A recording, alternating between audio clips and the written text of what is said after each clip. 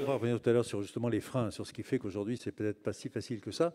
Je me tourne vers vous, en fait, Amaury Piquet, parce que vous avez, vous, développé à Rouen une alternative qui s'appelle Schoolbus, une alternative au ramassage scolaire. Racontez-nous. Je ne sais pas si on va avoir quelques images qui vont venir, mais en tous les cas, racontez-nous, c'est tout à fait intéressant. Alors bonjour à tous. Alors effectivement, moi je vais commencer par un petit rappel, c'est qu'en 2012, il y a une étude qui est sortie du laboratoire de la mobilité inclusive qui dit que 82% des parents ne veulent pas laisser leurs enfants à vélo en ville parce qu'ils estiment ça trop dangereux. Donc c'est la peur. Donc le Schoolbus, en fait, il est né avec ce constat. J'ai eu l'idée du vélo collectif parce que j'ai eu la chance d'habiter aux Pays-Bas, au royaume du vélo. Et donc j'ai croisé un ingénieur néerlandais, Thomas Stolkamp, qui avait inventé un prototype de vélo collectif qu'on a amélioré, qu'on a sécurisé, qu'on a adapté avec une assistance électrique. Et donc le Schoolbus est né comme ça. C'est un vélo collectif à assistance électrique avec 9 pédaliers indépendants. Donc il y a 8 pédaliers pour les enfants, un pédalier pour un adulte qui va les guider, les animer, les éduquer et exiger des enfants à avoir aussi un comportement exemplaire sur la route. On a été suivi par la collectivité Senner, près de Rouen, effectivement, depuis 2017. Donc on a obtenu des résultats très probants que je vais vous présenter par la suite.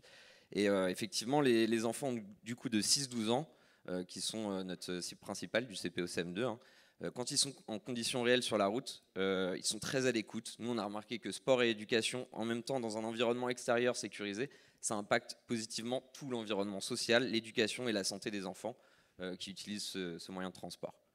On va revenir en effet sur les résultats, parce que ça tourne à Rouen depuis Le premier Schoolbus est arrivé à Rouen en 2013. En 2013, donc vous avez sûrement des résultats à nous donner. C'est une expérience tout à fait intéressante. On revient vers le programme. Ce programme, en fait, qui enseigne?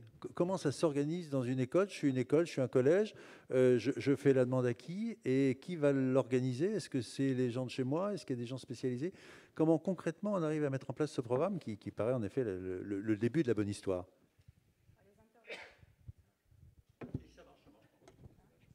Alors, les intervenants du savoir rouler à vélo, il y a plusieurs types d'intervenants qui peuvent faire des interventions. Il y a les intervenants qui interviennent pour le compte de structures partenaires du savoir rouler à vélo, donc qui peuvent intervenir de façon bénévole ou rémunérée. Il y a les enseignants de l'éducation nationale, évidemment. Il y a les éducateurs territoriaux des activités physiques et sportives et les éducateurs sportifs professionnels. Les animateurs jeunesse aussi. On a voulu vraiment des intervenants qui puissent être en interaction déjà avec les enfants dans le temps pédagogique pour qu'ils puissent intervenir. Donc ensuite, il y a le savoir rouler à vélo, il faut l'envisager de façon flexible. Il y a énormément de configurations possibles pour le mettre en place. Donc c'est à chaque école, à chaque collectivité de trouver sa bonne solution pour mettre en place son savoir rouler à vélo. Plusieurs blocs, plusieurs types d'intervenants possibles. Donc il y a plein de combinaisons possibles et c'est à chacun de se l'approprier. Donc les vélos sont mis à disposition, où l'enfant vient avec son vélo. On a des partenaires qui ont des vélos qui peuvent mettre à disposition. Il y a des collectivités qui s'équipent aussi de flottes de vélos, ou ça peut se faire aussi avec les vélos des enfants. Donc là encore, on voit qu'il y a plein de combinaisons possibles et au travers de ça, on peut répondre et trouver une solution pour chaque intervention qui peut se faire. Avec le transport. Et voilà, et justement, quels sont les résultats qu'on a? Parce que donc 2013, ça fait quand même quelques années, donc j'imagine que vous avez étudié l'impact sur ces enfants qui ont quand même aujourd'hui 7 ou 8 ans de plus. Exactement. Alors chaque année, nous, on transporte plus de 3000 enfants ponctuellement à travers la France. On a une centaine d'enfants quotidiennement sur lesquels on a réalisé donc, des enquêtes. Après 2 ans d'utilisation, les familles qui utilisent donc, ce concept ont constaté un bénéfice éducatif. Effectivement, on a 93% des jeunes de 6-12 ans qui veulent plus prendre la voiture avec leurs parents pour aller à l'école. Donc les parents s'adaptent. Ils nous disent on va à l'école avec notre fils maintenant à pied, à vélo, en trottinette, de manière conviviale.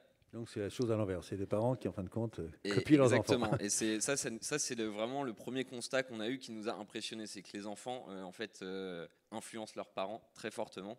Et donc c'est eux qui demandent à leurs parents de ne pas prendre la voiture pour les emmener à l'école. Parce qu'ils n'aiment pas la voiture, parce que comme on l'a vu tout à l'heure, ils sont passifs dans la voiture. Et ils veulent être actifs dans leur déplacement. Exactement. Ensuite, on a remarqué qu'on a des enfants donc, de CM2 qui passent une attestation qu'on appelle l'APER, l'attestation de première éducation à la sécurité routière. On a 74% des enfants de CM2 qui nous ont déclaré avoir réussi facilement leur attestation parce qu'ils connaissaient déjà tout, ils avaient déjà tout vu sur le school bus, ils en savaient même plus que ce qu'on leur demandait. Donc ça, c'est un point positif pour l'éducation. On a aussi des enseignants qui nous ont déclaré que les enfants sont plus faciles à canaliser. On l'a vu à l'instant, c'est vrai que les enfants, quand ils font du sport, une activité physique quotidienne, ils sont prêts après à l'école à être à l'écoute des professeurs, c'est des éponges de savoir. Donc ils sont vraiment, ils ont eu leur moment de défoulement, ils ont eu leur activité physique et ils sont prêts à l'écoute des professeurs à apprendre en fait. Et derrière, on a les parents donc, qui déclarent eux aussi à 93% avoir vu leurs enfants évoluer positivement dans l'organisation et le respect à la maison. Donc on a vraiment des... Donc c'est des valeurs éducatives très fortes. Comme ça pendant encore 1 heure, parce qu'on a vu effectivement depuis 8 ans énormément de changements dans les villes, dans les comportements des utilisateurs, mais aussi des gens qui regardent le school bus passer, qui regardent les enfants s'amuser sur la route en étant en sécurité.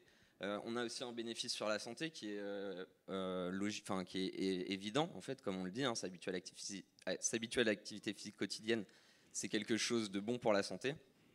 Derrière, effectivement, donc on a aussi augmenté le taux de cyclistes sur les passages du school bus. On a vu des gens quitter la voiture pour suivre les enfants en fait, à vélo.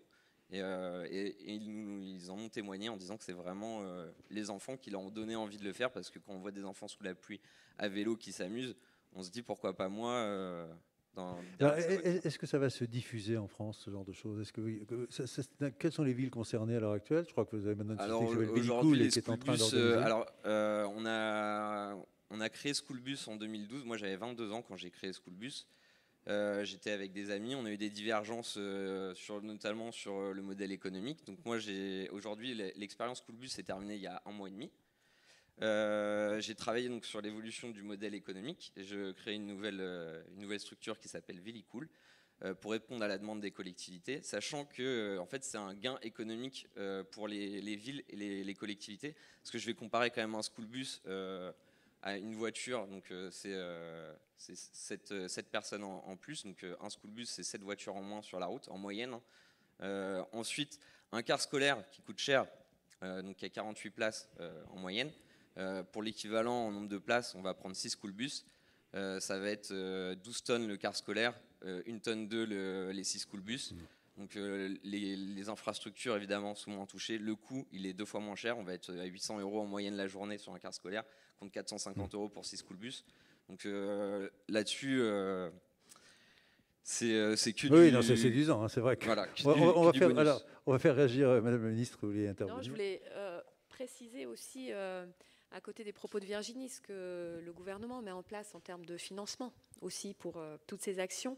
Donc sur le savoir rouler à vélo, nous avons avec Barbara Pompili sur un C2E qu'a évoqué tout à l'heure Olivier Schneider, 21 millions d'euros qui permettront de financer le temps homme, le temps intervenant, que ce soit des intervenants associatifs ou des intervenants aussi des collectivités locales. Alors effectivement, à côté de l'investissement des collectivités locales en temps humain, eh bien, ces 21 millions d'euros pourront financer des projets territoriaux partenariaux qui vont être montés entre les collectivités, les écoles, les centres de loisirs et les associations qui font partie du comité de pilotage du savoir rouler à vélo qu'on a mis en place.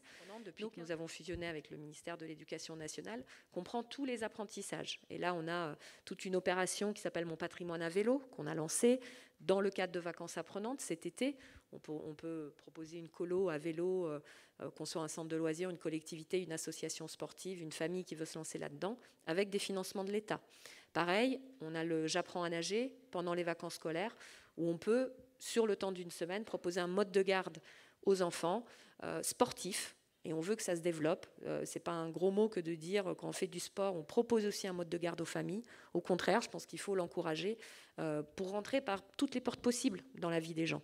Voilà, une envie que son enfant soit en sécurité parce qu'on craint pour ses enfants, une prise de conscience que l'inactivité c'est dangereux pour la santé de ses enfants, pour leur avenir, et on a envie d'éduquer ses enfants le plus tôt possible à acquérir ces compétences, mais aussi du confort personnel, du moment aussi, des moments qu'on a envie de consacrer à son conjoint ou à soi-même sans les enfants, et donc que la société, la collectivité puisse prendre en charge aussi ces enfants en toute responsabilité par rapport à ce thème des mobilités actives et du sport essentiel pour leur éducation et pour la santé. Donc Vacances apprenantes, un dispositif aujourd'hui 180 millions d'euros. Changer de micro. Il faut changer de micro. Ah. Je sais pas. Bon, c'est pas grave. Et donc voilà, un budget qui va être amené à être reconduit pendant tous les ans. Voilà. Parfait, merci beaucoup.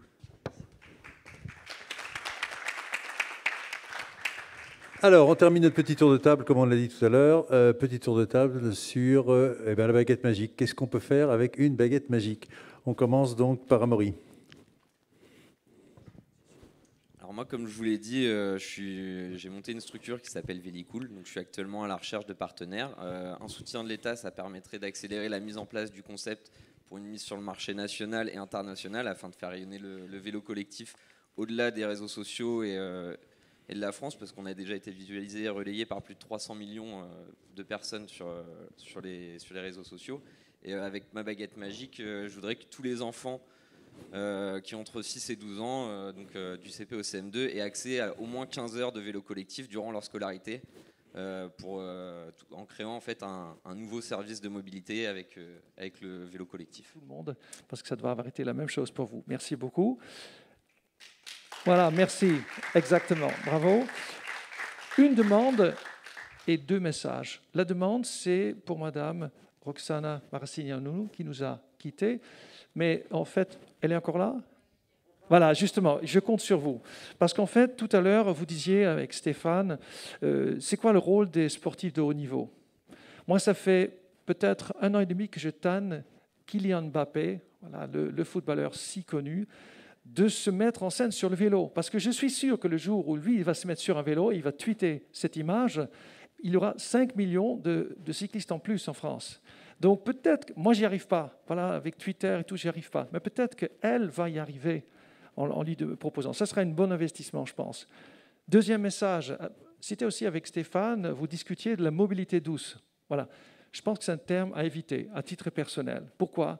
Parce que le vélo, en fait, c'est une mobilité dure qui transporte, une piste cyclable transporte 7 fois plus de personnes qu'une voie pour les voitures. Et retenez plutôt cette phrase, pour moi, c'est une mobilité dure pour un monde plus doux. Voilà, mais le vélo, ça envoie beaucoup. Autre message, Madame Bourguignon, elle a commencé son entretien, en fait sa présentation en disant « il nous faut de l'enthousiasme ». Je pense que pour ça, nous pouvons compter sur le vélo. Parce que nous, les promoteurs du vélo, le plus beau moment qu'on a toujours, c'est quand les gens nous viennent voir après pour dire « Mais Monsieur Van Oosteren, depuis que je fais du vélo, c'est tellement génial !» Moi, je dis « Je sais, ça fait un certain nombre d'années que... » Mais je suis très content que vous me le disiez. Et je crois que le plus beau témoignage qu'on a entendu aujourd'hui, qui m'a beaucoup touché, c'est Virginie qui a parlé de cet enfant qui disait « Je crois que je peux aller au bout du monde. » Ça, pouf! Quelle sagesse de l'enfant, on remercie l'enfant. Je crois que c'est très, très, très, très beau. Et puis, pour terminer sur une anecdote, parce que je crois que notre cerveau n'est pas structuré pour retenir des chiffres. Par contre, des histoires, ils aiment bien. C'est un jour, j'étais sur une piste cyclable et j'étais doublé par un couple, une femme sur un tricycle et un monsieur sur un vélo. Et après, on s'est retrouvés au feu rouge et je les ai interpellés pour discuter. Et en fait, c'était le monsieur qui prenait la parole parce que la dame, elle souffrait d'Alzheimer. Elle avait des retards, elle s'exprimait difficilement. Et en fait, le monsieur, il était très content. Il disait, en fait, depuis qu'elle fait du vélo, elle veut sortir 3 fois par jour. Alors qu'avant, elle était enfermée, elle ne voulait pas sortir. Bref, il avait changé de femme. Il avait une autre personne avec qui il vivait. C'était très fort. Et puis, il a dit, et en plus, monsieur, vous savez, depuis que je fais du vélo, je fais même mes courses à vélo. Je n'utilise plus ma voiture. Et là, la femme qui souffrait d'Alzheimer s'est un peu réveillée parce qu'elle était un peu dans un état un peu endormi. Et en fait, elle dit oui. Et en fait, ça me fait peur parce que depuis que mon mari commence à faire ses courses avec le vélo, j'ai peur qu'il désapprend à conduire. Et je termine là-dessus.